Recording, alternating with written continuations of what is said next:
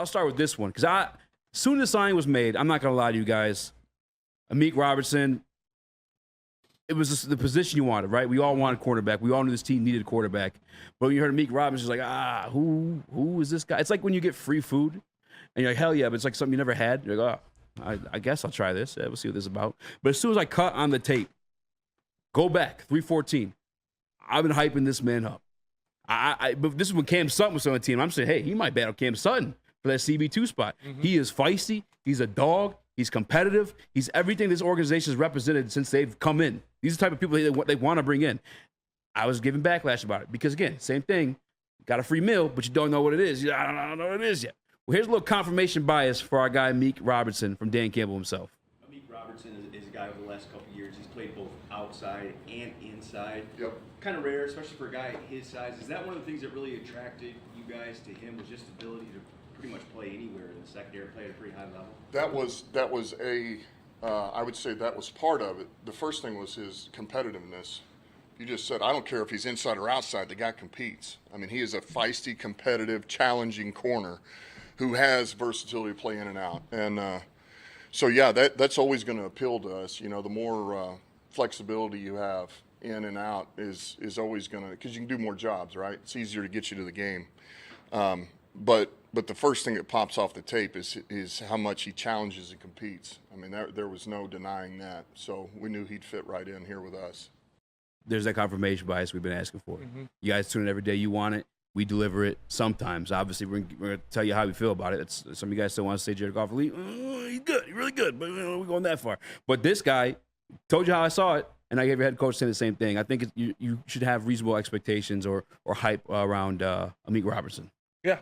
And you hear the two things that set him apart for the coaching staff was, number one, that fucking dog in him.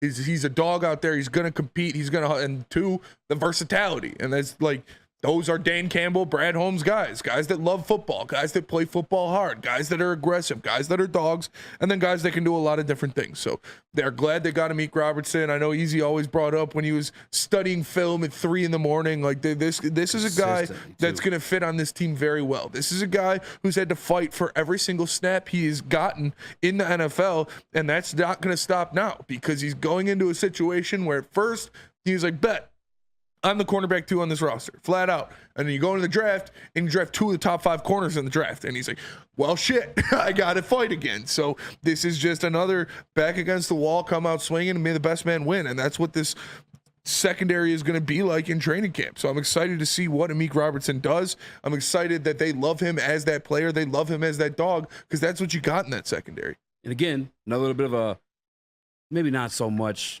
I know some, actually, no, a little bit of suck my nuts a little bit. And some people's initial draft day reactions, obviously, we lived it with Jahmyr Gibbs. We lived it with Jack Campbell. You got to let it sit a little bit. You have to simmer a little bit before you see the big picture. For me, while I was standing under the dispo tent, couple donuts deep, and I'm just staring off in the distance, wondering why we took Ennis Rakestraw off the draft in Terran Arnold. And then I thought back to that Amik Robertson. I thought back to that Carlton Davis. And do you have the clip from the show or from that day? From the draft party? Oh, from the draft party? Did you guys send it to me? I sent that on Twitter. It's on heavyweights, I believe. Okay, I'll find it. I'll get it for you. Regardless, if you don't have it, it's not a big deal. We could split the Dan Campbell one. I had all Nick. You were actually sitting right next to me during that clip, where I'm just like, yeah, listen. I've been getting notifications for the last 2 months on it. That thing did well. Carlton Davis, right, guy who won a Super Bowl as CB1 with the Tampa Bay Buccaneers, traded, dismissed. Your service is no longer needed. Hungry. He's got something to prove. Amik Robertson played a little bit of nickel. Played a little bit outside. Now he gets a big contract, his second contract. He's thinking he's going to start the outside cornerback, maybe even the cornerback for the Detroit Lions. They traded for Carlton Davis. I don't care. I still want to come. All right, we'll sign you up. Now we jet Terran Arnold. Up 3 a.m., watching film. Dog, got something to prove. Terran Arnold, slipping in the draft. He was supposed to be a top 10 pick. I got your cut. You guys cut? Yeah, Here sure. it is. Yo. You sound like you about to drop some fire. Brad Holmes is an evil genius. They're starving dogs. You put them all in the same kennel. That's what he's doing in that cornerback room. It's hungrier than ever. Both the guys we got in the draft fell. Let's be real. Like Ennis Rakestraw and Terry Arnold fell. No one thought they would get taken where they were taken. They're hungry, upset, disrespected. Amik Robinson, yo, you just paid me money. And now you go draft back-to-back corners? I'm upset. I'm hungry. Okay, you got Emmanuel Mosley, 2 torn ACLs. Yeah. Coming back, wasn't he in the NFC Conference Championship game with the 49ers before coming to us? I believe so. Yeah, Yeah. 2021, yeah. And then he tore both his ACL twice? Yeah. He was this close to Super Bowl, he tore his ACL twice. He's upset. He's hungry. Carlton Davis, CB1 on a Super Bowl winning team. Traded. We don't need you no more. Your services are good day, sir. Guess what he is? Upset and hungry. They're going to be in that locker room, dog. I'm going to training camp. I'm going to training camp. It's going to be feisty. These young guys are coming in such a competitive environment, and they're already so like raw and have so much potential to be great. They're just, man, genius. Iron sharpens genius. iron, bro. About the secondary, with all the talent that you've added there and all the versatility that you have there, you feel like you guys are kind of wide open and figuring this thing out in terms of what the best way to deploy everybody is? Yes. It's a great place to be in. It's a great place to be in. We have so many options right now, so much competitiveness. AG and we're talking about it again. AG and I were the other day. Brad and I are talking about it every evening. I mean, it's like, you know, the talent level, the competitiveness, the versatility. Like, honestly, we have no idea who our starting lineup's going to be right now, and it's exciting. It's so good. Like, there's no telling who's going to be our outside corners, who's going to be our nickel, who's going to be our safeties. I mean, this thing is wide open across the board, and it's going to be great to let these guys compete and just go after it and see who goes and is going to be the most reliable guys for us, most dependable. So it's exciting. It's the confirmation bias. I didn't necessarily need, because you put on the tape and you see it in all these guys. They're all very competitive. They obviously made it to this level for a reason, right? But it's the confirmation bias that they're put in that room. They're all going to compete. They all can fit, like you said earlier at the beginning of the show, versatile roles. And they're able to deploy them in any way, shape, or form. I mean, I always bring up the Chicago Bears reference just because it's interdivisional and they have could probably end up being one of the nastiest wide receiving cores in the league between DJ Moore, Keenan Allen, and Rome Odunze. We have the secondary to battle that.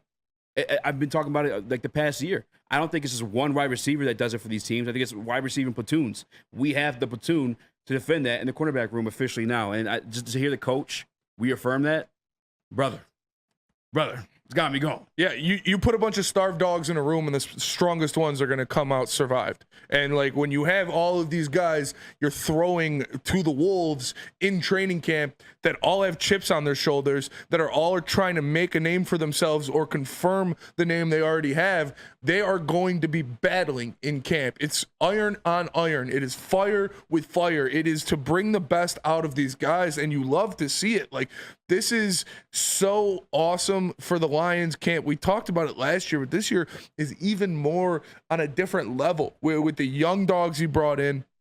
And we talked. You talked about having that cornerback room to go up against wide receiver rooms. Like, look at the NFC North.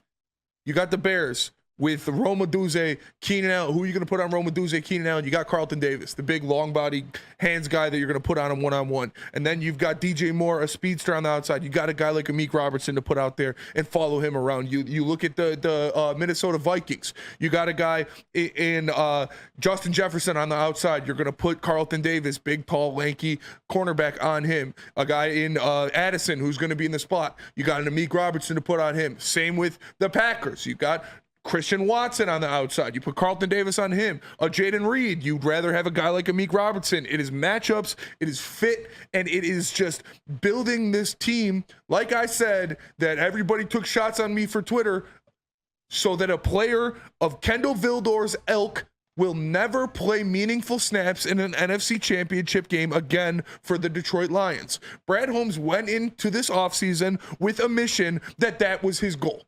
That will never happen to this franchise again. Because when you have 4 dudes ahead of you on the depth chart now, after being the guy that was starting in the NFC Championship game, obviously the play wasn't up to snuff. So you go out there, you improve the room, and you say, let the best man win. And it could be Kendall Vildor. Maybe Kendall Vildor takes his jump and beats out everybody. Highly doubtful. But still, it's just going to be dogs on dogs in training camp, and it's going to be fun to watch. I don't hate Kendall Vildor the same elk that you do, but yeah, I mean, for that guy, I don't hate him. He's just not good enough to be that guy in the NFC Championship game. flat out. And Brad Holmes knows that. That's why he got 4 players to put ahead of him. For sure. And now you have him as a depth piece, right? A guy that at one point helped got you there in Kendall Vildor. Now, is again, as Smitty said, your 3rd, 4th reserve guy. Break glass case of emergency, Nick. Yeah, the 3 words Dan Campbell said about Amik Robertson: compete, feisty, versatility. The dude is a 5'9" cornerback in the NFL. You need those 3 things, and the thing that stands out to me the most is his tenacity. He brings that dog mentality that you have to have as an undersized cornerback. He honestly is ready for the fight. I love the fact that we brought on Terrion and Rakestraw as well to go with Carlton Davis. Amik has that dog in him, though. You're a 5'9" cornerback. You are going to get looked over. He had to bring this attitude into this locker room. Obviously, Dan Campbell just said it. He's already a locker room fit. I love that we brought in Amik Robertson to add to this secondary. I'm very excited for the Detroit Lions defense. It's been bad, right? So to be somewhere where we're comfortable to speak on it like confidently, and then to hear the coaches again echo these same things, the same reasons why. Yeah, it just feels like something's like finally truly turning the corner. Like Cam Sutton last year gave up the most yards in the NFL in coverage. Yep, and he was your best cornerback. That is not okay. That is not winning football. That is not championship caliber defense. Now that's why you got 4 guys that are going to be better than that for this year, for your Super Bowl run. You got anything before we go to break? Dog, absolute dog. Now. Here's your new defensive line coach, your highly praised defensive line coach, one that's been called the best in the league by Dan Campbell and many others. Terrell Williams on the advancements of Aiden Hutchinson. How much better can he be? Is there another year? Can he do it on his own, or does he need help on the other side or someone inside? Well, I don't know who can do it on their own. I mean, I've coached some really good players, and those players, if they're honest, will admit that they need other people. And so Hutch has been. He's been unbelievable this offseason, and I think he's made huge strides from the time I arrived and to where we are now. And it's not me, it's him studying tape. It's him asking questions. He's everybody sees a big, tall 97 with long arms and Mr. Michigan and all this other stuff. But what you don't see is the time that this guy puts in, and he's constantly asking questions and studying tape and studying other players and working on his craft, and he is an extremely coachable player. Like, I love the guy because of what he's about. Like, he's about getting better. He's not about the glamour and glitz. He's just a grinder, and we need a lot more guys that have that mentality. It seems like going. And that's what we've been saying. I mean, this guy did need some help. It was embarrassing what he was lined up with at the end of the year last year. Once Aleem McNeil went down, there was no other threat to get to the passer on that defensive line. And now you brought in guys that are going to insulate him. You brought in guys that are going to help him, that are going to take some attention away from him, so he's not getting double teamed and chipped by a tight end or a running back every single pass snap. I love to hear what we already knew from a guy new to the organization, a guy that gets his first look at Hutch in this training camp, is why, Dan Campbell and Brad Holmes fell in love with him, why they drafted him, because that's who he is. He is a grinder. He is that guy. He is going to go out there, he's going to put his nose down, and he's going to get to work. And that fits the narrative of Dan Campbell guys, of Brad Holmes guys. And when your best player on your defense is doing that, it exudes to the rest of the defense. When James Houston and Marcus Davenport and these guys see Aiden Hutchinson, the number 2 overall pick, the guy who is top 5 rated defensive end, if you talk to some people in the NFL, go out there and play like that at every facet, every snap, every practice, it's going to make them go harder too. It's the same effect with Amon-Ra St. Brown. When you got a first-team All-Pro out there catching 202 balls after every single practice, it makes the other guys want to work that much harder. Yeah, for me, the thing that caught my attention was the thing you said in the very beginning. It's the thing that a lot of us kind of been preaching here for Aiden Hutchinson is the help. You said even the best would have to admit to you that it wasn't just them alone. There wouldn't be a Valeni without a Foster beforehand. There wouldn't be they all go together. They all go hand in hand, right? Spaghetti, meatball, tuna, and fish, whatever analogy you'd like to use. But I think you finally have that this year. And then you have a guy that's also dealt with unlocking like these variables too. I think Hutch is pairing, and I'm going to give a shout out to Nick on this one because he brought it up when he was on last Friday. DJ Reader was the guy that played alongside a J.J. Watt, right? And as William said there, you hear the greats tell you it wasn't just me alone. This is a guy that's already worked alongside a great in DJ Reader that they brought in, and now you have an excellent offensive or defensive line coach to help aid that too. I think we might see the Hutch unlocked. Speaking of Hutch unlocked, that's where I want to go with this. One of the things he said at the beginning is that he's been unbelievable. Next statement, and he's made huge strides already. For a guy that is already at Hutch's caliber to be making huge strides already with this new defensive line coach, we're gonna see Hutch unlocked. This is his 3rd season. I expect a massive leap, and for him to become from being a good player to an absolute superstar in this league, that's where I think his trajectory is headed. And another thing before we go to the next video is we talked about getting him help on the defensive line, also getting him help in the defensive backfield. Getting him guys that aren't going to get burnt by their wide receiver off the line as soon as the ball is snapped. Getting him guys that aren't going to give up the most yards in defensive coverage in the NFL. Cam Sutton. Giving him guys that will give him that extra half second to turn 7 of those 100+ pressures he had into sacks, and that's a big help as well. And the next clip, I mean, it's kind of just him reiterating the same things, and this one goes along with just like the versatile pieces we have on this defensive line too, because now you have James Houston, who's a speedster off the line. You have Hutch to give you all. You have Davenport, who's just like a muscle-bound freak when healthy, obviously. Lee McNeil, we expect to rush the passer. Then my favorite, one of my up-and-coming favorites, I assume he's going to be one of my favorites, Mekhi Wingo.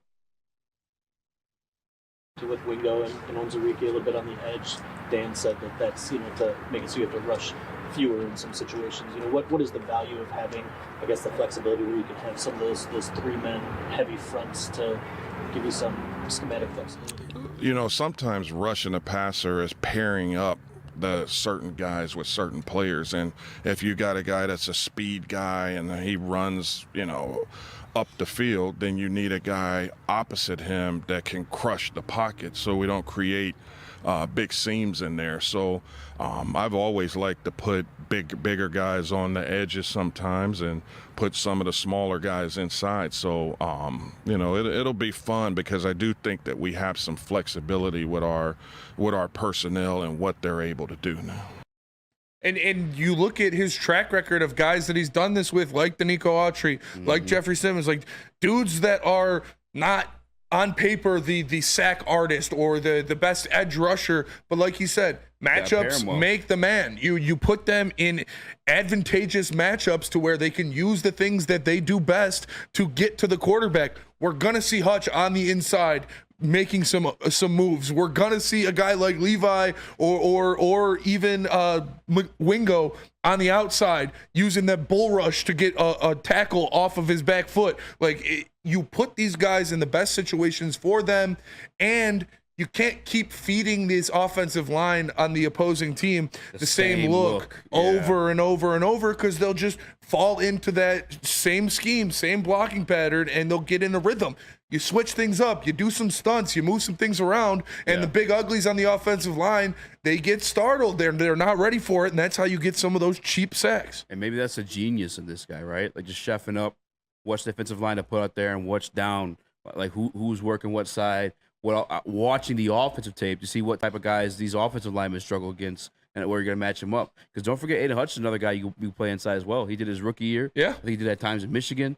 Like it just keeps everything fresh. And not just like the looks itself, but even the players mismatching it too. And I think, again, that's going to be some of the genius that we see from Terrell Williams, at least that I hope to see. And this part is just for selfish reasons. I want to see some hype about Mekhi Wingo. Go ahead. You mentioned it earlier with J.J. Watt. Like, J.J. Watt played every single position on the offensive line. Yeah. He would play in the inside. He would play on the outside. He would play on the strong side. He would play on the weak side. You can move him around. So you find, like Like, I can't remember what movie it's from, but that's my bitch. Like, that's what I want Hutch to do, to hunt out the weakest link of that offensive line and fucking attack him. Like, that's my bitch. I want to be on your ass all fucking day, 77, and get after that guy. Put him in the best situation for him to kill the quarterback every single snap. And again, this next one, selfish reasons. Mekhi Wingo telling you he's coming. Broderick stands out there. Wingo stands out in a different way, right? And he's not shied away from it. He's been a small defensive tackle for his entire life. I'm just wondering, what players have you coached that have maybe had that size, that skill set? And, is there a trick to finding out the best fit for that player within your scheme? Yeah, I don't want to really compare him, make comparisons because we start thinking, well, this player should be like that player. The one thing I'll say is that he's an explosive player that understands what his limits are, and he also understands what he can use to his advantages. And so he's an explosive guy that's extremely quick hands. He can rush the passer, and I believe he'll be a good run defender for us. So I'm excited. I mean, where we got him and what he's been able to do so far, I'm super excited about that player. I've had to hold myself back. At least I try to at times, because like some of this with this franchise specifically, it feels just too good to be true. Mm-hmm. Like even this past draft. Holy shit, they did it again. Yeah, like finding Mekhi Wingo and Mahogany at the back end of the draft, too good to be true. Terron Arnold falling all the way to 23, and then our GM making the move to go get him and only giving up the third round, too good to be true. I try to reserve like the way I feel, because it feels too good. It feels like a fucking dream. Mekhi Wingo, I think, is going to be an absolute dog. And to hear a guy, again, that's been revered as the best defensive line coach in the league, to say, yeah, I'm excited about that player, as well as some of the attributes he's given you. But you guys already knew that. We've already told you that, right? Well, he had the second fastest 10-yard split in this year's draft class. It's comparable to those of Kalijah Kancey. And this is the excitement where I try to hold it back. But these are the comps when you look at defensive tackles that are off the line like that. Aaron Donald. I'm not telling you he's going to be these guys, but he's going to give you something. He's going to give you something, and he's going to match him against, again, like we said, pair him along against the offensive line where he's going to fit best. And, by the way, he happens to have DJ Reader on that same defensive line, Aiden Hutchinson on the defensive line, and Lee on the defensive line, too. This is a guy they're going to find in spots, and I have a pretty good feeling he's going to eat. Yeah, it's the versatility that they love, that they talk about, that they preach. And look at all of the guys littered around this defensive line that have that versatility, whether it be John Kaminsky, whether it be Josh Pascal, whether it be Betts, whether it be Wingo. Like, those are a lot of guys that you could put in a lot of different spots that can fill a hole if you're trying to move your centerpiece, your Aiden Hutchinson to this side. You got, okay, we can put Kaminsky at the other end. Okay, we can put this guy over there because he can do anything. You can put him anywhere, and he's gonna play his role and do his job. And that's why they're so adamant in getting guys with that kind of versatility, so you can have fun, so you can get freaky, so you can do weird stuff to put your best players in great positions. You got a guy filling in that other position. Like, okay, I trust him. He's done it before. Amen. Dan Campbell does not bullshit, fellas, and he told you that this is the best defensive line coach in the NFL. You have so much talent on that D-line that maybe has yet to be unlocked. You think about those 2 second-rounders in Levi and Pascal. Can they hit a different level? You talked about Wingo already, 6th-rounder that dropped to you. You talk about another late-round pick in James Houston. Can he unlock all of these players to, at the beginning of this segment, like we said, give Hutch the help? Because all great pass rushers need help. We didn't even mention DJ Reader and Aleem. Can these other guys take a next step with the best defensive line coach in the league? I think they can, and it's going to be scary for other teams opposing offensive lines. I agree. It's going to be very scary. Neither backups, neither reserves. Listen, we talked about the Carlton Davis acquisition in the last segment, and I'm pretty sure we're all fans. You have your rookie pieces that you're excited about, and Meek Robinson you're excited about. That's a guy that was a CB1 on a Super Bowl winning team. Mm-hmm. Like the acquisition. Terron Arnold, love the acquisition. You address a position of need, and not only did you address the position of need, that's not the philosophy in the draft. They go by player. Yeah. How good are you as a football player? Mm-hmm.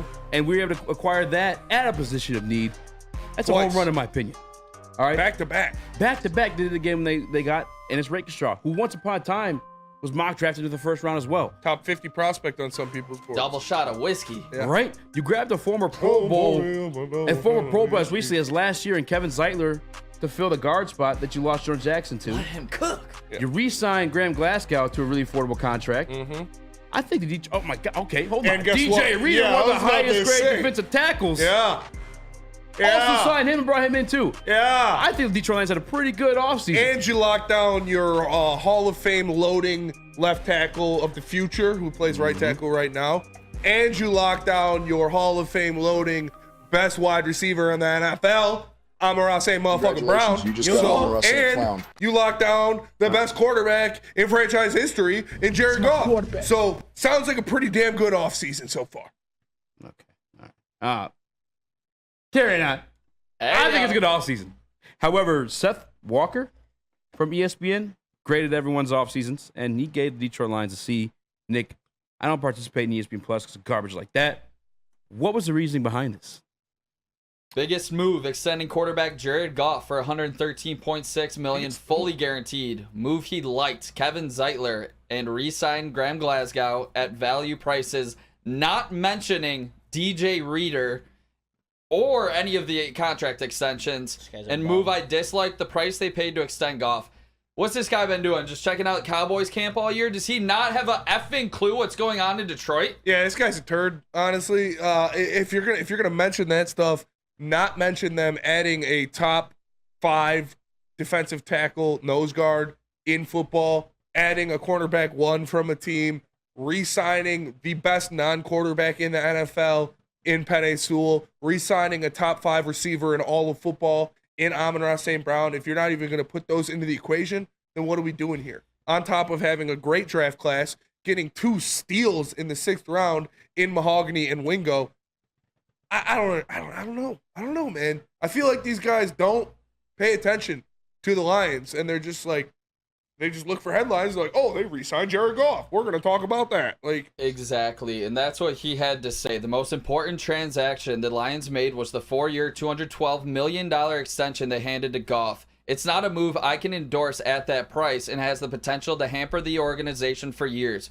Goff is a devised talent, but I think most would agree that he's not a top 10 quarterback, and that offensive coordinator Ben Johnson deserves a fair share of credit for Detroit's offensive success. If Johnson leaves for a head coaching job in the near future, how effective would Goff be? It's a fair question.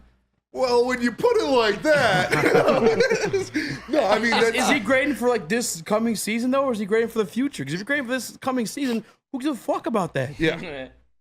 You don't got to worry about Ben Johnson leaving because he's not fucking leaving. Like, he's here. He already said that he's staying. And we're talking about this offseason, right?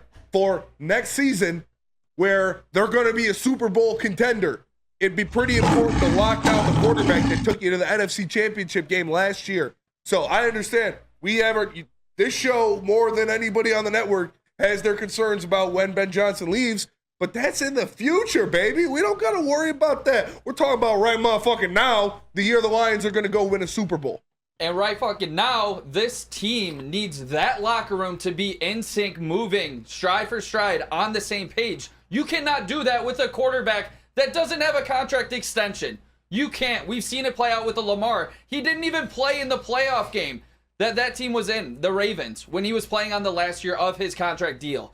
Like, you cannot do that. And this team believes in Jared Goff. You could not have gone into this season with him playing on a 1-year deal. And I think that is going to be the biggest reason why. We've seen it before. This locker room buys into Goff. You saw it after that Rams game. They were in that locker room waiting for Jared Goff because they knew how much it meant to beat his former team. Mm-hmm. And that's why your quarterback got paid. Yeah, you need. Can you scroll to the top of the article? Did he give context? Like, is he grading for the season coming up, or is he grading for the future? It was off-season. He just graded off-season. It's just off-season. Yeah. It's off-season grades. The off-season grades. Listen, as a guy who was formerly denounced, not even denounced, I never really perceived myself as a hater, but a guy who's been like perceived as a hater of Jared Goff, who gives a fuck? Like this, if you're grading the offseason, grade the offseason. Don't grade like 2 years from now. Because you're gonna look stupid next year when they're cashing in the fucking Super Bowl. Yeah. And Big M also makes a good point. He says, Terrell Williams signing, bringing in Terrell Williams, bringing in Deshae Townsend, 2 guys that are going to revamp and recoach your 2 biggest glaring needs last year. You know, the coaches that didn't get the job done with the cornerbacks or the defensive lines got the boot, and you brought in guys that are respected around the NFL as top quality coaches for those position groups. Like, that should also be a part of it. Fuck this guy, dude. I'm already, what's his name? Seth Walker. Seth Walker. Come run one, Seth Walker. Like, what are we talking about here, dude? This is lazy. This is late. Looking old. They paid Jared Goff too much. See. I don't think it's lazy. He's you want to look at it. You want to find a Jared Goff hater. Or a Lions hater. That's that. Again, if you're trying to forecast the future, maybe there's a conversation to be had there. But if you're talking about this offseason, like we're by Vegas odds, by just football accurate, like just having a fucking brain there, Detroit Lions are like in the running, right? As Steve O'Baby, you guys talking like the Detroit Lions are America's team. We are America's team. We are America's team. Everyone loves underdog story. That's what the Detroit Lions have been. This same coaching staff, Dan Campbell, the face of the team, was doubted. People wanted him fired. He kept that fucking hardcore mentality that people love, and obviously it's turned for the better. And now they're winning games. We were appointment viewing last year. I think we're the most watched team in football last year. That's why we were given, 5 to 6? Yeah. I think it was 5 primetime games this upcoming season. And we are America's team. We are. And Desert Stallion 14, cool name, says, man, that game last year at Baltimore. That's like all you said. Yeah, cool, man. That's it. Man, that game last year at Baltimore still got me sick. For sure. That left a bad taste in all of our mouths. Pause. But that's why they addressed that defensive line. That's why they addressed those cornerbacks, was because that's what Baltimore picked us apart, was just Lamar sitting back there, not getting touched, and picking our defense apart with his arms. So they saw that. They saw what happened in the NFC Championship game, and they addressed it with new coaches and new players at those two positions. So I'm like, yeah, Lions are winning the Super Bowl next year. Whoever wrote this article, you can eat my nuts. Like, get out of here. Caleb? What's his name? Seth Walker. If he gave the Cowboys a higher grade than the Lions, he deserves to be humiliated amongst the masses. Because the Cowboys didn't do jack shit. Literally nothing. And the Lions made legitimate upgrades at their two biggest positions of need. Put him on the steak. Let's throw tomatoes at him. For real. Oh, God. I mean, this guy. I mean, what are we talking about? I don't know. This guy. C, he gave him C. C. This offseason. Seth We Walker. had a top 3 offseason in the NFL. Did he mention bringing back Ben Johnson at all in that thing? I mean, that's a great point. That was the biggest worry going into the offseason, was losing the best offensive coordinator in the league. And we brought him back. And that was a stage 1 of Brad Holmes' offseason. This guy is, no disrespect, a clown. Disrespect. All disrespect. All disrespect. Hell yeah, Kayla. And shout out to Jamie Risen. This is where I found this original article. Because, I don't subscribe to ESPN Plus. You pay $10, the streams suck ass. It's garbage product. But only 5 teams, according to Jamie Risen, when he read the article, had worse grades than Detroit Lions. There's the Falcons, Vikings, Cowboys, Raiders, and Saints. I thought the Falcons, they just signed. I mean, they're going to be good with Kirk Cousins. Yeah, I don't understand that. I mean, and maybe they grabbed Penix. receivers, too. I mean, maybe Penix is the only reason he gave him that. Is he only looking at one move? Like, is he only looking at one move? Yeah, what is going on? The Falcons made good moves they fired their shit head coach, signed a good head coach, got a good quarterback, got that quarterback some more weapons in the receiving core, drafted their quarterback for the future. I liked what the Vikings did, too, to be honest with you. I don't think it was a bad offseason. It's not terrible, no. Obviously, they're banking on the success of J.J. McCarthy, but, like, if it pans out. Talk about an L. You know, they're great. I know they paid Justin Jefferson, but again, if J.J. works out and he's in that rookie deal, they replaced Daniil Hunter pretty well. Justin Jefferson. Yeah, they did. Like I think he was going to be Bernard better. and Van Ginkel. Yeah. Who did they give? Give me the top Turner. 5 teams. Who got the Dallas top 5 Turner, highest grades? I just had the screenshot. I gotta go back and log in. My bad, bro. No, you're good. Yeah, if you can, I'm curious to see who he gave the best grades to. And shout out to Anthony in the Woodward Sports Chat, who said he's looking for his email. If you find that email, get it to your boy. All right, because we gotta get Seth Walder on the show and just ask him these questions. I need context as to like. We gotta grill his ass. Listen up, Seth.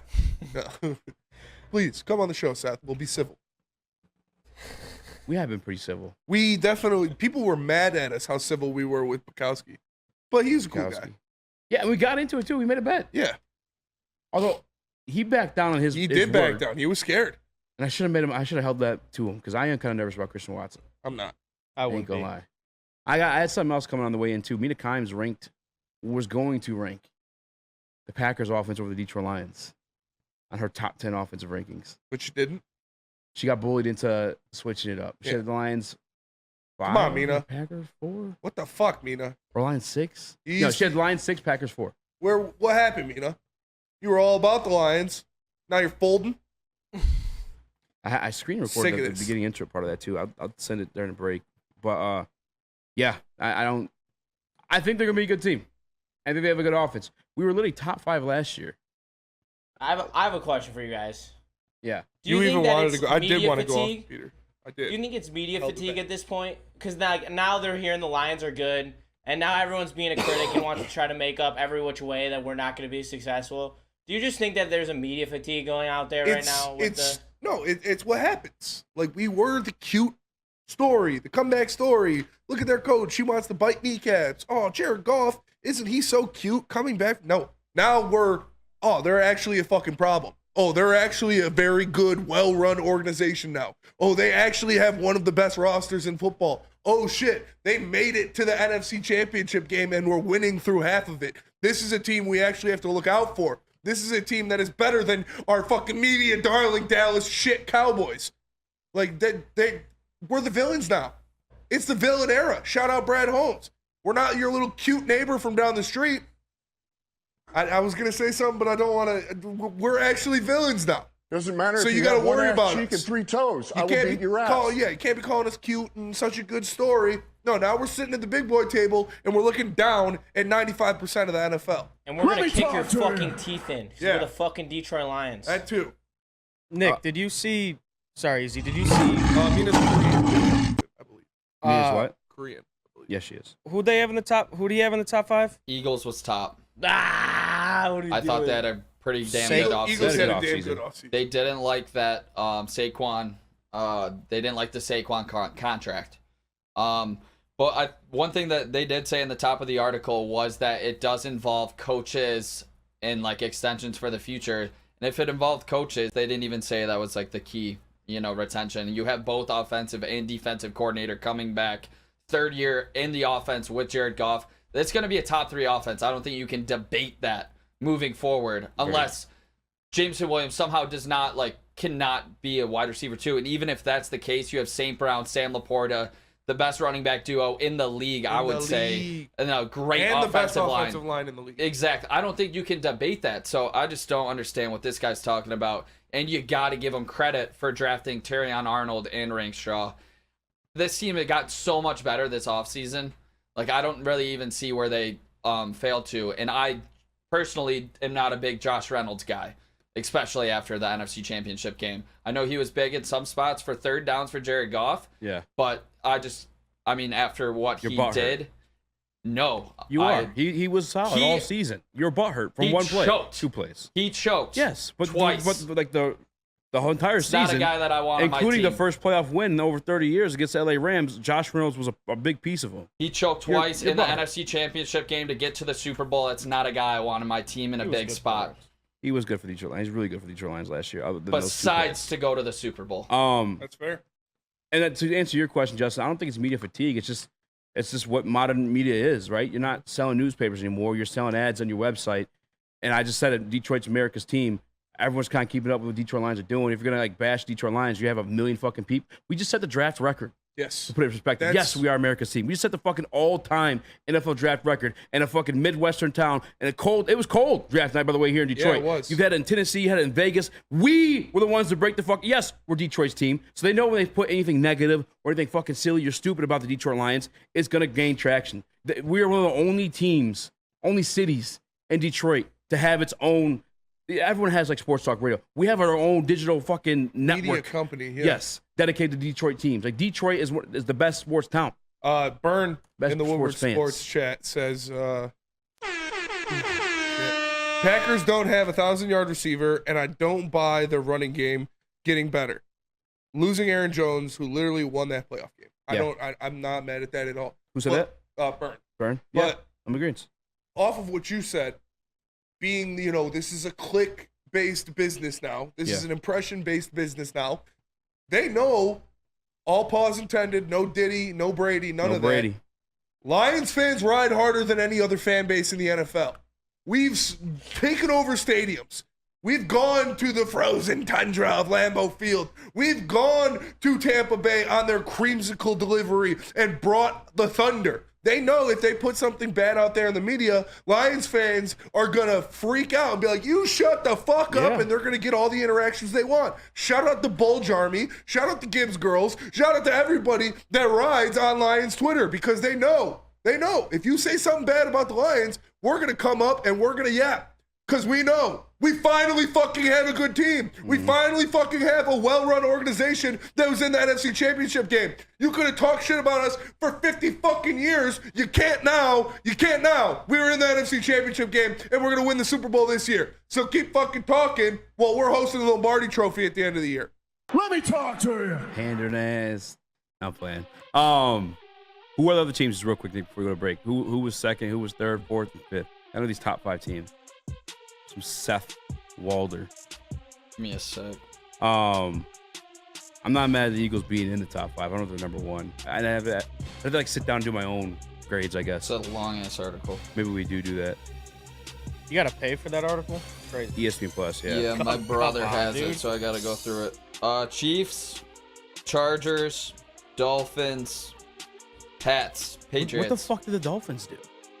I thought the Dolphins had a bad offseason. They lost Van Ginkel. They lost. What the Pats? This guy blows. Yeah, this guy must be a Drake May super fan.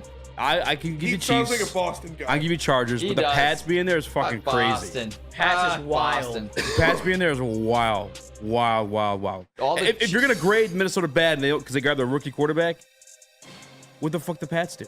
And all the Chiefs. Jacoby Brissett and then fucking May. That's the same mixture. You got a backup and a rookie. That's exactly what the Vikings did. You got them. I would say the best offseason is probably the Eagles or the Lions. Like, honestly, I mean, Chiefs offseason? What? All their players are getting arrested. Yeah. What do you mean they grabbed? And they lost Snead. They got lost Snead. They lost Snead, yeah, but 3 of their they'll players be fine. got arrested. Rashid Rice Look is what probably they going to did get suspended. without receivers. And they just went and grabbed Patrick Mahomes, his receivers. They re-signed Chris Jones. They wouldn't be my top 5, They though. get receivers. I guess. Hollywood Brown. Top 5. Hollywood Brown. Hollywood. And they also grabbed Worthy Xavier in the Worthy. drafts. Chargers are up there, too. You say Ravens when they grabbed Henry. I think it's the Eagles.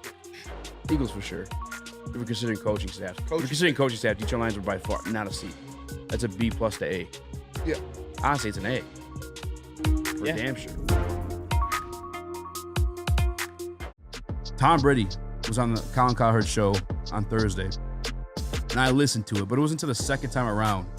Something caught my ear, and as promised, it hit like crack. You have it on 3 cam? Did you say? Yeah, I got it on 3 cam. Rip it.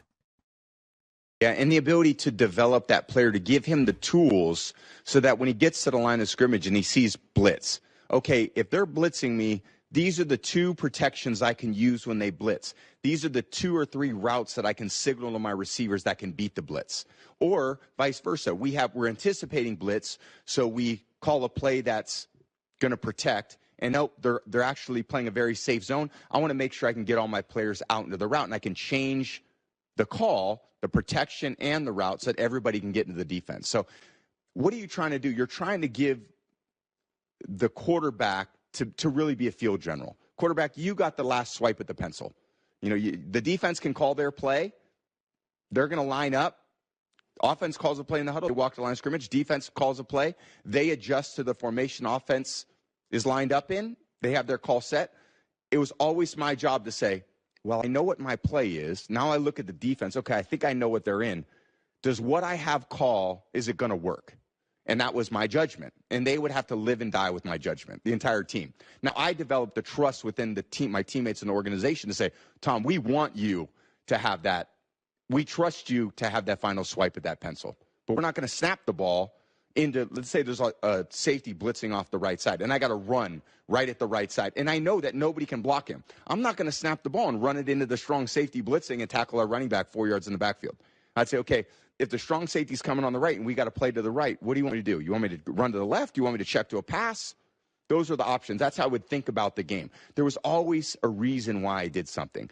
If he was blitzing off the left and I wanted to run the right, great. Let's snap the ball as fast as I can. Everything's intentional. Everything was intentional. Yeah, there wasn't a time. I would hope that I would have never snapped the ball into a bad defense. Now, did I? Of course I did. Because sometimes the defenses wanted to disguise a lot of things. They didn't want to show me, okay, Brady likes to get a great pre-snap read. Let's really mess with him. Let's, kind of toggle the safeties back and forth. And we're going to make it challenging for him to really decipher.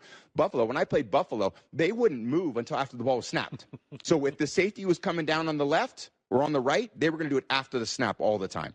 And they would just play in this little shell defense. I'll be snapped, and here they go, they rotate. Because every defense has strengths and weaknesses to it. My job as a quarterback was always to delineate where the strengths and weaknesses were. And was the play that I had called, was it able to take advantage of the weaknesses of the defense? And if it couldn't, then I was supposed to get to a play that would. And I think that's part of the development that I had as a player was they gave me the tools to be able to do that. And they gave me the trust over a period of time that I was ultimately going to make the right decision for the team. We'd go through every single play on the call sheet, and we'd do exactly what we did. Okay, this is a play, this is the run. What's the one thing that could mess this run up? Oh, a safety blitz off the right side. Okay, great. What do you want to do if that happens? So I'd walk to the line of scrimmage. That call was made. I'd break the huddle. I'd look to the line of scrimmage. I'd say, okay, the only problem I have on this play is if the safety's blitzing off the right side. And then I would just look for it. Oh, and he only did it, let's say, 5% of the time. So most coaches would just say, just run the play, whatever. If they get lucky and call at the same time, one for them. And that's not how I played, because that one play could mean everything. Right. So I would say, no. If it's a 5% chance, it could happen. What should I do if it happens? So we're all on the same page. So I would tell the line, okay, if this guy's blitz, this is what I'm doing. I'm going to check to this play called Wolf or called Beetle or called Python, whatever we wanted to call it. This is what I'm going to do. Or I'm going to check to a screen, Liz, Rip. I'm going to change the protection and go to Greta or Grape. So there was all these different code words what we had that we can get to them so quickly because it's hard to do when there's 70,000 fans. Right. It's hard to do to communicate to everybody in 10 seconds to go from one play to another play. But that's what the continuity allowed us to do over a long period of time. That's what the same coordinator, the similar core group of players could do, the same offensive line coach. Oh, yeah, we did that 2 years ago. Yeah, I like that solution. That worked great. That allowed us to win the game. Great, we gained confidence in it. So that continuity that we had with all of us allowed us to succeed in those little small percentage chances that they did something or made a call that could beat what we were doing. And I think so much that's what the beautiful part about the sport is. That's the chess game in football. It's not checkers. It's not soccer where everything. Did you catch that? That continuity. Mm-hmm. Being in an offensive scheme for 2 years. Having a great offensive line coach. Dan Campbell this offseason called this year's offseason Football 401. Mm-hmm. Because it's like the fourth installment of what they've already been doing. You notice those check words they use for those hot routes or changing the protections, those code words. Well, when you have an offense that's been together for as long as it has, they're all familiar with those said code words. You also talked about that the continuity, cohesiveness of like knowing something you've ran before and what's countered against it 2 years ago, but now you know the solution because you've been running that play so many times over and over and over again. Not only has this offense for the Detroit Lions been successful since Ben Johnson, they've also been in there for 3 years now. This would be going on the third year. And let's be real about it. Tom Brady, most Super Bowl rings ever, right? Mm-hmm. Was he the most talented guy? No. Was he? I say he's more mobile than people give him credit for, but he wasn't particularly mobile. No. He didn't have the best arm. He's always made the right read. He knew where everybody was going to be. He knew this offense like the back of his hand. And as he said before, too, if he didn't know, he'd make sure everybody knew because he wanted to know. If something's going over here, no, we got to know how to counter that. Yeah. Jared Goff isn't the most physically gifted. I think we all agree with that one. Yes. Jared Goff doesn't have the best arm. He's not mobile. But the guy with the most rings fits those descriptions. And he just told you, piece by piece, some of the things that helped make him successful. Mm-hmm. It was the cohesiveness, the continuity, the offensive line, and the tools around him as well. He also, if you listen to the whole piece about it, he went and as why he never really uses outside wide receivers. He never used those X receivers. He did it 1 year when he had Randy Moss, I think a few times with Deion Branch, but I think Deion Branch played a little bit of a Y as well. But he talked about the inside, the middle of the field, there's just more room for a catchable ball. That's why he utilizes tight ends. That's why he utilized Wes Welker. That's why he utilized Julian Edelman, Amon-Ra St. Brown, Sam Laporta. We don't really have a true X in this offense. However, you just heard the GOAT say, and you didn't hear it because, again, that's part of the whole 30-minute clip. If you guys like to listen to it, it is up there on YouTube somewhere. But every single thing he described that helped make him successful to the tune of 7 Super Bowl rings, the Detroit Lions currently possess. It's currently in their repertoire right now. And I'm telling you guys, I've never been more confident. You've said it multiple times, but you talked about Super Bowl, and I was like, oh, wait, whoa, hold on now. I'm finally on board. If it were anybody else saying those things, I probably wouldn't give 2 shits, to be honest with you. But Tom fucking Brady saying those things, you could make a fucking checklist of everything he mentioned and correlate it to Detroit Lions. It is there, bro. I think the Detroit Lions are going to the Super Bowl this year. I think they do. Or I think they can. I think they will. And you talked about how the cohesion, the cohesiveness of having guys in the same offense, the same plays, the same calls, the same feel for multiple years. Last year was the first time in Jared Goff's career he's had the same offensive coordinator and quarterbacks coach for 2 seasons in a row.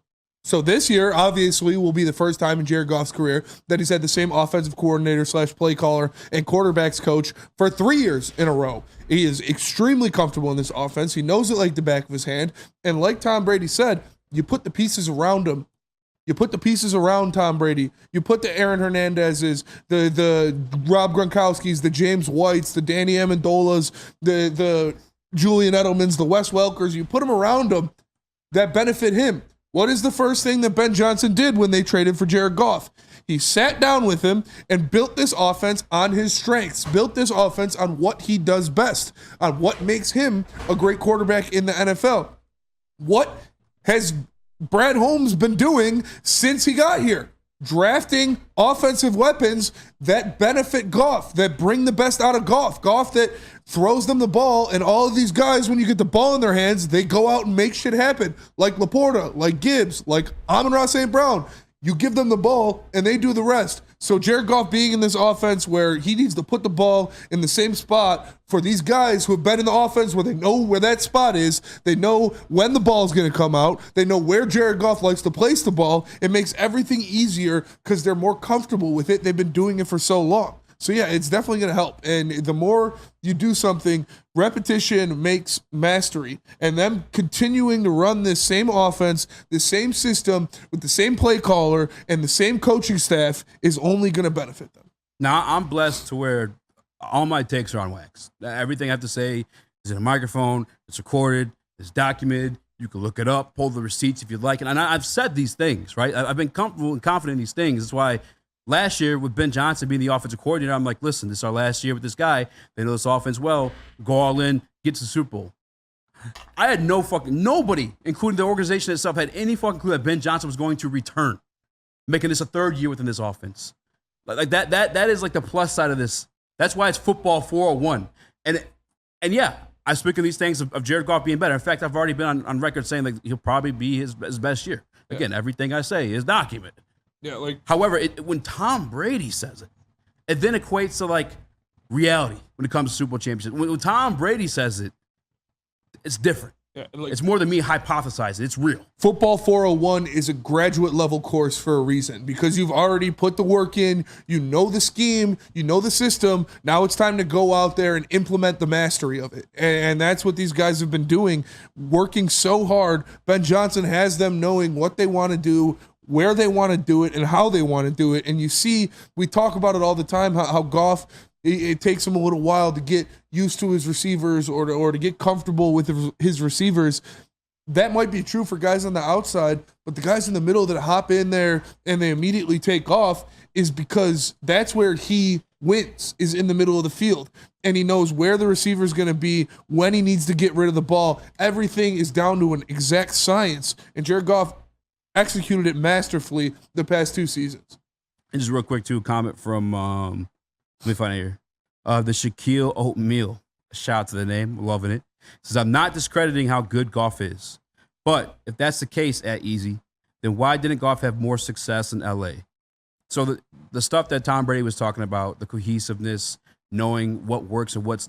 Jared Goff was never allowed to call his own audibles. He was never allowed to read his own defense. It was all pre-read for him going into it. Then once that mic cut off, he was kind of fucked. because he was never truly allowed to, because his hand was never let go to learn these things, to learn those protections. He never learned. You heard Tom Brady talk about calling his protections, a Lizzo or replica or whatever words he used. Oh, what am I doing if this guy's blitzing right?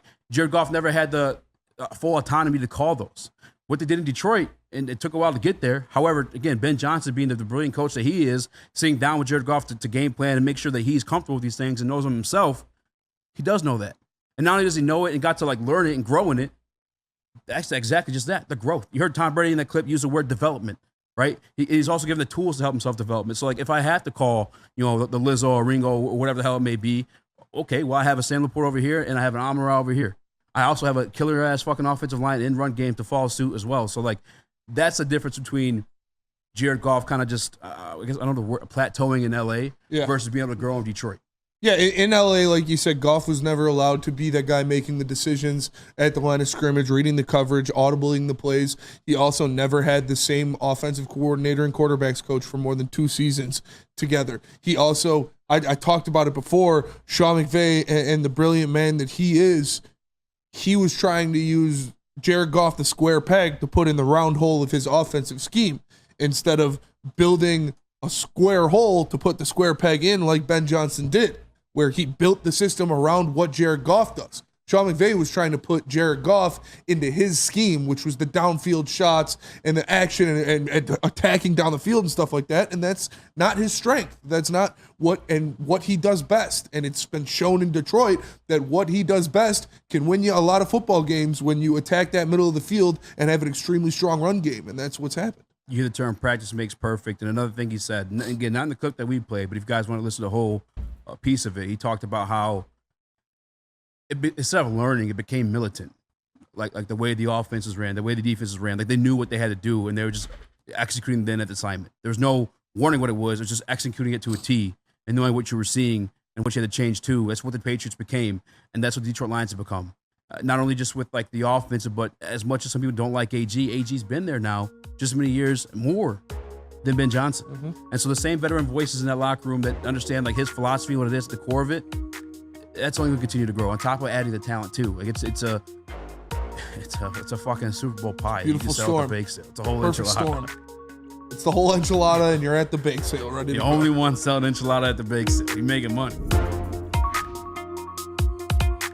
What up, though? Welcome back to World Heavyweights Live, WorldSports.com. I'm Easy, joined by Spinmo Rex. What up, though? And we are also joined by NFL Lives and ESPN's one of my favorite NFL analysts to listen to, Mina Kimes. I apologize. Hey, I appreciate you coming on to repent for the Green Bay Packers offense comments. I just want to set the table here. We're talking about whether the Lions are like the 4th or 5th best offense. Like that is the debate here. So I understand that there could be some difference of opinion about the rankings, but that is very, very high. Jumping in right here, we're talking about a podcast I did, Mina Kimes Show featuring Lenny. We predicted the top 10 offenses for 2024. And yeah, the Lions, I think we ended up putting them fourth yes. or 5th. Mina, we finally have something good to hold on to here in Detroit, so we don't like to take any shots now, but I appreciate you joining us. And one thing you did mention too about the Lions offense and what could take it to the next level is Jameson Williams being that guy in this offense. I have high expectations for him. What are your expectations, and what would he need to do for the Lions to hit that next level? Yeah, so part of the reason why I talked about Williams and this offense going from extremely good to potentially being top 3, top 2, whatever, is because this offense is such a load on the ground. They face a lot of single high coverage. There's opportunities downfield. It's a very efficient offense, but as you guys know, it's not a very explosive one through the air. It's explosive on the ground. But those opportunities exist. And so the point I was making on my podcast, and I think this is true, is Jameson Williams is like the answer to that. It's not a problem, but I would say that opportunity, the prospect that he was in college. He was my favorite wide receiver in that draft. I think he was so unbelievably gifted in school, and obviously he's battled some injuries since then. And suspension and whatnot. But if he can be even 80% of the guy I thought he was coming out of college, to me, that's a massive add for this offense because of how they already threaten defenses and the way that defenses have to play them. I mean, for some of the casual viewers or casual Lions fans that are listening who may think Jared Goff is the second coming of Moses, can you guys speak to this Detroit Lions offense and Ben Johnson and what makes it so special, even before Jameson Williams? Oh my goodness, yeah. I mean, I think Ben Johnson's amazing. I love watching the offense, not just because of how unique it is and all of the creativity, especially on the ground, but I think as a play caller, he has such an incredible touch for sequencing, the way he sets up defenses over the course of a game, the way he figures out the concept that a singular run concept, for example, that works and then just pushes that button over and over and sort of bends defenses into submission, obviously with the help of the best offensive line in football. I think he's really, really talented, and to get him back is a massive, massive coup. I think something that he's done also that is really special is made the most out of the skill players on the roster. Like Amon-Ra St. Brown and Sam Laporta are fantastic, but I do think if they had ended up with a different offensive coordinator, they wouldn't be the players that they are in Detroit. But I think Johnson has such a fine eye for how to use him with the way he uses personnel groupings and formations so creatively. It's really special. Another weapon that Brad Holmes gave to Ben Johnson over the last year was Jahmyr Gibbs, and that pick didn't settle well with a lot of Lions fans at first, but we saw what he was capable of, and we just did our top 10 running back rankings, and he was in the top 6 of both of our lists. Is that too much, too fast, or like we saw what he can do out there? I really liked Gibbs coming out of college, but I will say this: I thought he ran better between the tackles than I expected in the NFL. And again, obviously he's helped by the aforementioned offensive line, but that was my biggest question. Okay, yes, he's so explosive and he can catch passes and running off tackle and when he has wide open lanes, he will turn them into explosives, but I thought he ran with a lot more physicality, frankly, than I expected. And he is more of a balanced and complete running back, I think, than maybe it would have seemed just based on his college tape. So that's just really, really, really, really an impressive rookie season. Top 6, I don't know. I'd have to sit back down and think about all the backs, but that doesn't sound crazy to me off the top of my head. I'm glad to hear somebody who covers, I guess, the entire league as a whole say that, because I do feel a bit homerish talking about this Lions team at times because we never witnessed this stuff in our lifetimes. I can criticize it. We can talk about the negative stuff if you want. We're really positive thus far. Yeah. How about the defense? Obviously defense has been a question mark for us. We finally addressed it with some rookies as well as a trade from a guy that's kind of been on a downtrend in his career in Carlton Davis Jr. What do you make of those secondary additions? And could you see that bolster Detroit Lions to top 15-ish? Respectable? Yeah. I mean, I think this is already an average defense because the run defense was so phenomenal. It was the pass defense that was the issue. And even if Carlton Davis isn't exactly who he was, Super Bowl season, he's still probably an upgrade for you over what you got last year, which was really ugly. I loved the Arnold pick, talked about it a lot on NFL Live and my podcast. I loved it too because it to me was really just a perfect fit for what we know Aaron Glenn wants to do on defense. He wants to play more man coverage. He wants his corners to press. They had to back off of that because of the personnel last year. I think I might have mentioned this on live the day after, but Arnold is so big for this unit, and I think about Glenn in particular and why he was thought of as a rising star. Obviously, he's gotten head coaching interviews, but going from New Orleans, and a lot of it had to do with the work he did with Marshawn Lattimore. You guys remember was the defensive rookie of the year in that scheme, and if he can get similar, I mean, that would be amazing. But he has a proven track record. My point is of developing young cornerbacks and getting them to play at a high level, and I think these additions should allow him to call defense a little bit closer to what he wants to do. And that whole defense really is centered and revolves around one player, and that is our blue chip face of the defense in Aiden Hutchinson. Last year, he had a better season, especially towards the end of the year, and in the playoffs, he was getting sack after sack. What is his ceiling next year? You bring in a DJ Reader to put in the middle of that defensive line, who helped Trey Hendrickson get 17 and a half sacks. Yeah. What can Aiden Hutchinson do now that he's fully unleashed? Well, I don't know if he's fully unleashed, guys, because I love the DJ Reader signing. I think he is one of those like NFL players' favorite play. Like you know what I mean? Like he's kind of like a hip, like people who watch football are like, yeah, DJ Reader. He's like really, really good. That's a big loss for Cincinnati. He was, when they signed him out from Houston, I remember thinking, oh my God, that's a really good player. And as I mentioned, this Lions run defense is already really stout, and he's very good against the run. I do feel like there's still another edge rusher away, to be honest. And so I think naturally because of that, I understand what, you know, with Reader, and we'll see what you get out of the interior outside of him. But, you know, Hutchinson is going to face a fair amount of double teams. He's not going to be fully, it's not going to be as easy for him as it is for, I think, defensive lines where they have like a, you know, like a 1A, 1B, or like another top 15 to 20 edge rusher opposite them. But if you get even the play you got last year, that's certainly enough, given the improvements that you've made in the secondary. Yeah, the player I truly think is unlocked in that situation is Lee McNeil, because obviously you're going to prioritize double teaming Hutch and Reader. Liam's going to be the one running free doing damage. Yeah, when he got hurt, that was a big deal, and I don't think people appreciated that. He's a really, really, really talented player. I agree. What do you think of Jack Campbell? I feel like DJ Reader's going to help him flourish a little bit here too. Obviously, second year for him as well. Is there hope that he could look like the first rounder he was drafted to be? Yeah, I did not love his tape last season, to be honest. So I guess this is where we get to the negative part, right?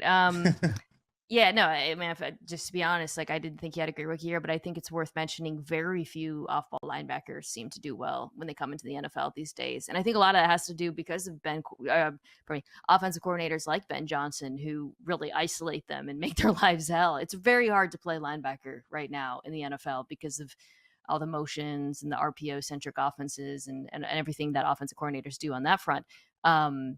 There's very few examples of guys who have come in and played that position at a high level early. So I think to answer your question, I think the hope is like, this is a very hard position, and year two, you're going to make a step because of that experience and the mental adjustment and that development curve, which is, again, something we just see across the NFL right now at that position. And you mentioned the second edge rusher to go opposite of Aiden Hutchinson. At the trade deadline last year, we got upset a little bit when we saw Chase Young go to the 49ers instead of the Lions, and our chat did not like that as much. But how I see it now is the Lions, we're at the big boy table. We are a top 4 team in the NFL as of last year. I think they're going to go all in and make one of those deadline deals to improve that defensive front. Do you see something like that happening at the deadline? It's plausible. I think they're going to really see, okay, how improved are we on the back end, right? How much is the Reader, how much of an impact do you have there? But really, like, what kind of player are we getting from the secondary will go a long way towards determining whether they feel, I wouldn't call it desperation, but that sort of like, you know, desire to be opportunistic at the deadline when it comes to the pass rush. They are a team that does have and should have championship aspirations. And that would be a position I would target. The other one, though, you know, depending on what happens with Jameson, is wide receiver. I still feel like is an area that they could add just to be more complete in the passing attack. But, you know, for me, for both of those positions, I really feel like it's going to be wait and see to see what kind of contributions you get early on. You know, you talk about, you know, possibly getting to the negative stuff, and I don't necessarily see this as negative more than it is truth. I've caught a lot of flack recently because I placed Jordan Love as a starting quarterback on my all NFC North team. Where are you at with the Jordan Love versus Jared Goff debate? I mean, come on, you guys. We watched on Thanksgiving. Let's be real. Like, you gotta be honest. And like, the Lions are a better team. I'm looking at my power rankings. I have them over the Packers. So I just want to say, this is like, we're being calm down. You know, Healthy Thursday. Like, you got to be, you know, you can't just be all sunshine and roses and pandering, and it would be lying to pretend like Jared Love didn't ball out in the second half of last season. I know it was just half a season, but that was a very young receiving group, which I think kind of explains in part some of the adjustment period early on.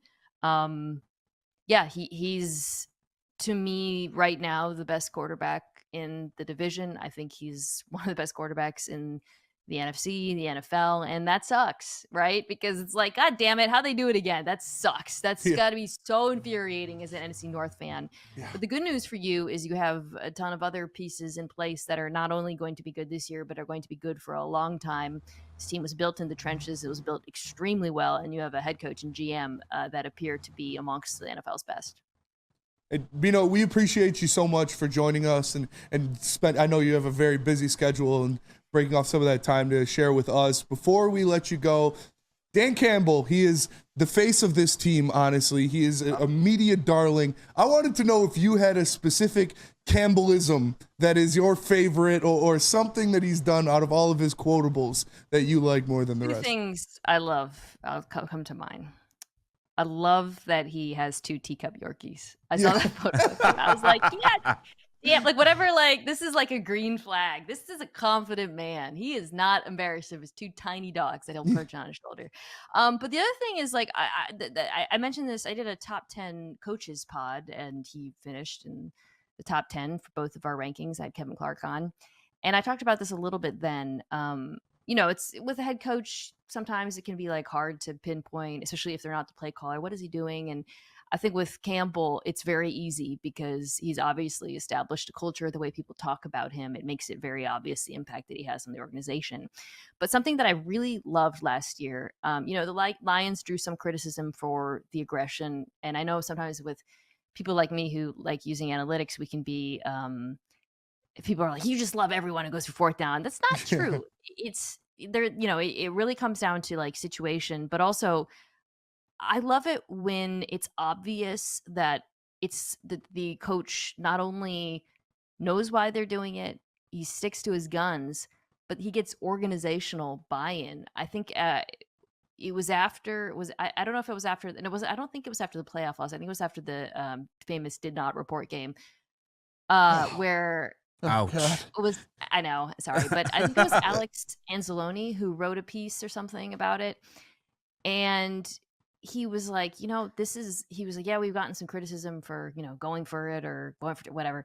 And he was like, dude, this is who we are. This is who we've been. This is how we got here. Like, we're not changing now. And I loved that because what that told me was like, oh, this is not just a coach coming down from on high and saying, oh, I'm going to do this now. It's a coach who has instilled a belief in his process across the entire team. And if that's not leadership, I don't know what is.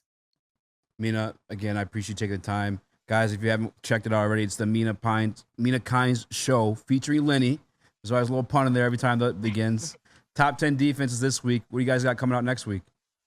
Next week, we have my first Power Hour. Power Rankings pods are going to start dropping every Monday. Spoiler alert, the Lions finish very high. So you can tune in that, Lions fans. And then we start division previews. So we're getting those kicked off. Good chance to learn about teams across the NFL. Mina, appreciate you again. Hopefully get you on during the season. And we'll see you Monday Night Football. Maybe get you on that week. Yeah, thanks so much. Oh, God, yeah. We're finally beating the Seahawks. Dude, these Lions-Seahawks games last couple of years have been wild, so we'll see how that goes. Yeah, you guys own us. Well, you've owned our defense, too. They've been high-scoring, insane games. But, I'm looking forward to that. It was nice to meet you guys. Take care. Thank you so much, Mina. There you have it, Mina Kimes being generous enough to, like you said, break off some time, join the heavies, talk some ball. The lead NFL analyst for ESPN. We got her in the head. She's goated. It's awesome. She's goated. Very cool person and knows her stuff. Knows ball.